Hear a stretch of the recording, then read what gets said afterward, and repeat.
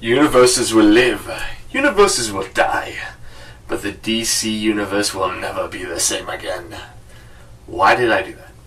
What's up, guys? This is Mark, and this is a really special Comic Crazy review for a nostalgic type comic book. Now, I've been getting asked so many times, talk about this comic and this comic, what have you. And the one that a lot of people have been asking me about is the comic book I'm going to be reviewing today, which is Crises of Infinite Earths. I can't say that today, I don't know why. Which is bad because that's the name of the title. Which was made in 1985. This is a trade paperback of it. It was 12 issues and had tons of other tie-ins, but this was the first ever event comic. First time ever you're gonna see, Batman and Sergeant Rock in the same panel, let alone the same story. It's mind-boggling seeing that this has never been done before this. Seeing that it was, give or take, more than 20 years ago. Now, the main thing that happened in this comic book, well, that's known for, is the death of Barry Allen, which is the Flash. The current Flash right now, he came back in Final Crisis, I want to say 2 years ago. And, as this is being taped. Anyway, so he's been gone for a long time, but he died in this, and it was very humongous, and he ran himself to death to save the universe. Yeah, a lot of people just get that impression of this comic book, that's the only major thing that happened. A lot of other major things happened too. Like, for example, before this there was the multiverse, which currently is around now, but they destroyed them all in this one. And before that, the reason why this comic was mainly made was because DC's continuity was screwed up. You had all these universes, different versions of the same character, like Batman, Superman, and it got confusing for new readers as well as some old readers. So they decided to press a big reset button. The main story in this is there's a guy named the Anti-Monitor, and what he does is he's destroying universes.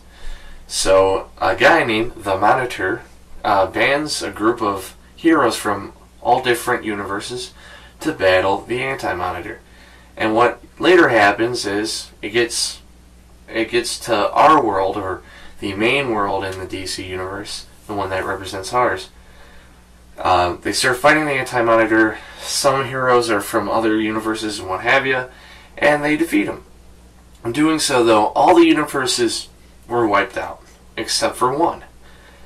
And once again, the Flash died, and even Supergirl died in this as well.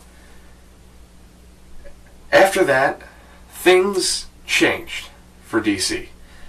Everything went back to one. The origins were retold. And basically it acted like the stories before never happened. And that's huge. Seeing that a lot of people were pissed off seeing that their Silver Age stories were not in continuity. But the way DC did it was they happened, but they're just not a part of the timeline of the DC Universe anymore. This is technically the last Silver Age story from DC. And I'll get to that in a minute. But this was supposed to bring in the modern age, or nowadays they call it the Bronze Age, of comic books, which is more modern day storytelling.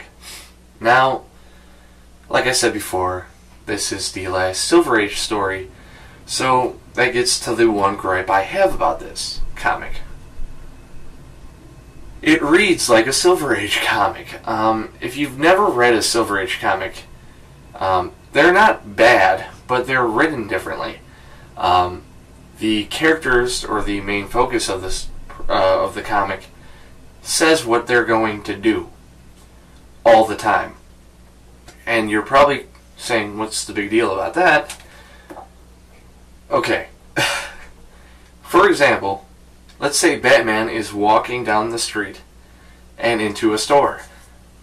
Batman in a Silver Age story will say, "Hey, I gotta cross this street at a 90-degree angle and get into that store right there." And you would have to read that. And then the art would show it. Nowadays, even today, more or less, things like that are drawn so the art tells the story and not just the words. Now, some stories from the Silver Age don't really get hindered by this, but this does. The reason why is there's a million characters in this, and they're all saying what they're doing and their own dialogue. So this has a ton of words, and you'll get fumbled if you're a new reader. You'll get confused if you're a new reader, even if you're an older reader. When I read this the first time, I was confused as all hell. I was bored, and I really didn't really care that much. There was just certain areas where I really liked it. Now reading it and having more knowledge, I enjoyed it a lot more. But once again, it was very hard to read, seeing that there's a lot of words in there that shouldn't be there. It's very drawn too. The main focus of the story mostly is about Alexander Luthor, which is a version of Lex Luthor from another universe, and a couple other characters that we're not used to. The main focus isn't Batman or Superman, so you can't really focus on a character that you already know something about. These characters are newly introduced, so you're not really getting the same feel. Because of that, it's hard to read for new readers. The artwork is great for its time, but I am griping on it. But I have to tell you guys, this is an excellent comic book. This is, I mean, of course, in its time it was fantastic, but nowadays it's somewhat, you could see the time hitting this story really hard. Especially because most of the things that happen in this are retcon now.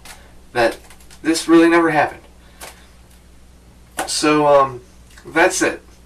What's my rating of this? I have to give it an 8.5 out of 10. And seeing that it's from 85, and it's still lasting that long, kudos. And, yeah. If you like Watchmen, the way the story is being told, with a lot of words, a lot of dialogue, you'll absolutely love this. Once again, though, having a general understanding of the DC Universe, you'll enjoy it a little more. You'll still get a little lost because there's a lot of characters in there that aren't really that popular. But all in all, this is a really good comic book. So that's my review for Crises of Infinite Earths. Later on this month, I'm going to do a review on Zero Hour, which is the next Crisis from DC.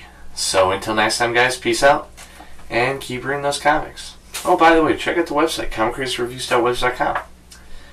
I have a ton of shit on there. Oh, yeah. Anyway, peace out. Keep reading the comics.